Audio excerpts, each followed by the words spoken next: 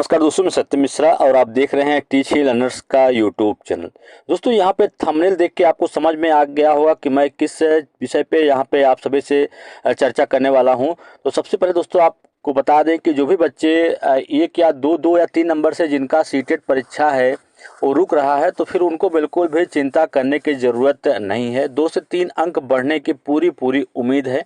तो आप जो भी बच्चे यहाँ पे आप 88 या 89 पे रुके हुए हैं या 80 या 81 पे, तो फिर उनके लिए दोस्तों यहाँ पे अच्छी खबर है भैया कि आपको बहुत ज़्यादा टेंशन लेने की ज़रूरत नहीं है, क्योंकि यहाँ पे पूरे चांसेस हैं कि 2 से 3 नंबर आपके बढ़ेंगे। बिल्कुल, अगर उससे ज़्यादा कम नंबर है तो फिर आपको दोस्तों अगला जो सीटेट एग्ज़ाम होने वाला उसकी तैयारी में लग जाना चाहिए। ठीक है, अभी आपको पेपर देखना चाहिए किस तरीके से प्रश्न पूछा जा रहा है, फिर उसी तरीके से अपनी जो अगली तैयारी है उसमें आप लग जाइए। लेकिन जो भी बच्चे यहाँ पे 2 या 3 नंबर से रुक रहा है जिनका, क्योंकि दोस्तों कई लोगों के द्वारा अलग अलग तरीके का जो है आंसर की प्रोवाइड कराया गया है, और आंसर की में दोस्तों हर एक का कुछ न कुछ जो है डिफरेंस यहाँ पे आ रहा है।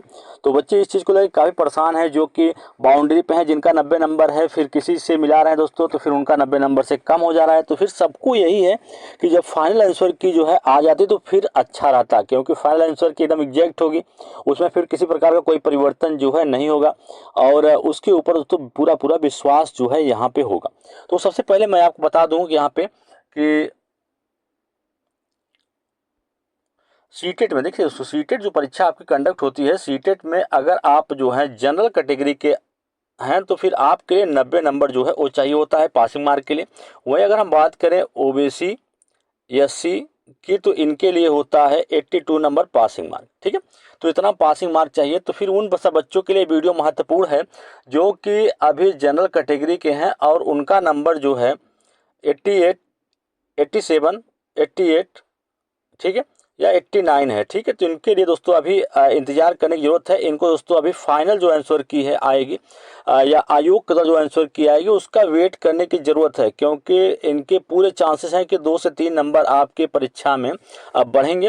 वहीं अगर हम ओबीसी या एससी की बात करें, तो जिन बच्चों के अभी यहाँ पे 81, 80 या 79 है, ठीक है, तो ये भी बच्चे पास हो जाएंगे। पूरा दोस्तों यहाँ पे पूरी उम्मीद है कि आपके 2 से 3 नंबर बढ़ेंगे, और ये सभी बच्चे जो हैं जो इतने पे रुके हुए हैं आंसर की से मिलाने के बाद, पूरी चांसेस है कि ये सभी बच्चे जो हैं पास हो जाएंगे। अब दोस्तों आपका प्रश्न होगा कि आखिर ये नंबर जो हैं आपके बढ़ेंगे कैसे। तो चलिए मैं आपको 2 प्रश्न यहाँ दिखा देता हूँ जिसमें बच्चों को काफ़ी कन्फ्यूजन है। उसके अलावा और काफ़ी प्रश्न है दोस्तों, क्योंकि स्टेटमेंट बेस्ड प्रश्न पूछा गया है, और काफ़ी प्रश्न जो है आयोग का जवाब दोस्तों आपको जब आएगा आंसर की तो आप देखेंगे कि आयोग का जो जवाब है काफ़ी डिफरेंस आपको जवाब में देखने के लिए मिलेगा। तो यहाँ पे मैं 2 प्रश्न एग्जैक्ट आपके सामने लेके आया हूँ। यहाँ पे पहला प्रश्न है आपके, छात्रों के विविध समूहों को पूरा करने के लिए निम्नलिखित में से कौन सा सांस्कृतिक रूप से उत्तरदायी शिक्षण का सही वर्णन करता है। बिल्कुल,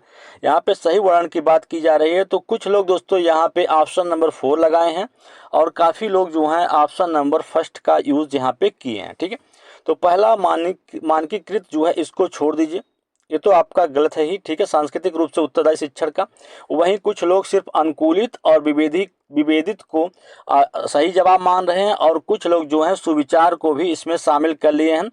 तो इनका राइट जवाब फर्स्ट है। अब कुछ लोगों का जवाब जो है चौथा है। तो अब देखिए दोस्तों आयोग जो है इसका क्या जवाब देता है। बिल्कुल दोस्तों, अब ये प्रश्न जो है पूरी तरीके से डिपेंड हो चुका है आयोग के ऊपर कि आयोग जो है इस प्रश्न का जो है राइट जवाब क्या देता है। ऑप्शन नंबर फर्स्ट देता है कि ऑप्शन नंबर 4 देता है, कि इन दोनों के अलावा कोई और ऑप्शन जो है यहाँ पे प्रोवाइड करवाता है। तो ठीक है, तो चलिए इसी तरीके से एक प्रश्न मैं आपको और दिखा दूँ यहाँ पे, जो कि पूरी तरीके से विवादित प्रश्न ये भी है। यहाँ पे प्रश्न है कि भावनाओं, व्यक्तित्व, सामाजिक संबंधों में परिवर्तन और स्थिरता किस विकास में शामिल है। बिल्कुल, यहाँ पे कुछ लोगों के द्वारा मनोसामाजिक, और कुछ लोगों के द्वारा संज्ञानात्मक और भावनात्मक और व्यक्तित्व विकास। तो प्रत्येक लोगों के द्वारा दोस्तों इसका भी जो जवाब है वो डिफरेंस दिया गया है। अब आयोग जो है इसका जवाब क्या देता है। बिल्कुल, ये भी प्रश्न के नंबर आपको मिलने वाले हैं। तो कुछ लोग दोस्तों एकदम डिफरेंट इस प्रश्न का राइट जवाब ऑप्शन नंबर 4 मान रहे हैं, तो वहीं कुछ लोग इसको संज्ञानात्मक विकास का नाम दे रहे हैं।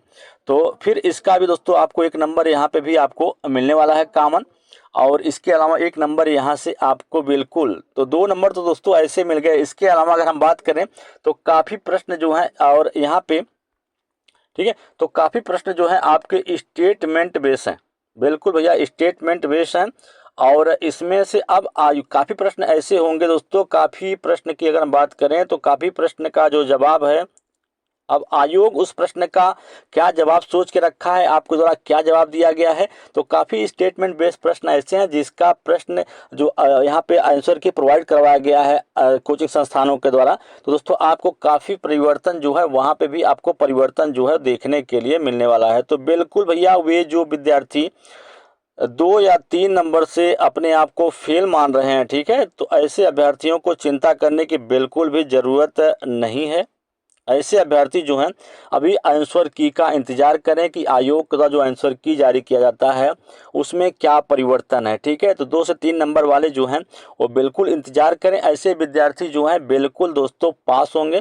जैसा कि आप थंबनेल में देख पा रहे होंगे कि 82 या 90 नंबर से कम अंक वाले भी हो जाएंगे पास। तो बिल्कुल 2 से 3 अंक बढ़ने की उम्मीद है, चिंता बिल्कुल करने की ज़रूरत नहीं है, ठीक है दोस्तों। तो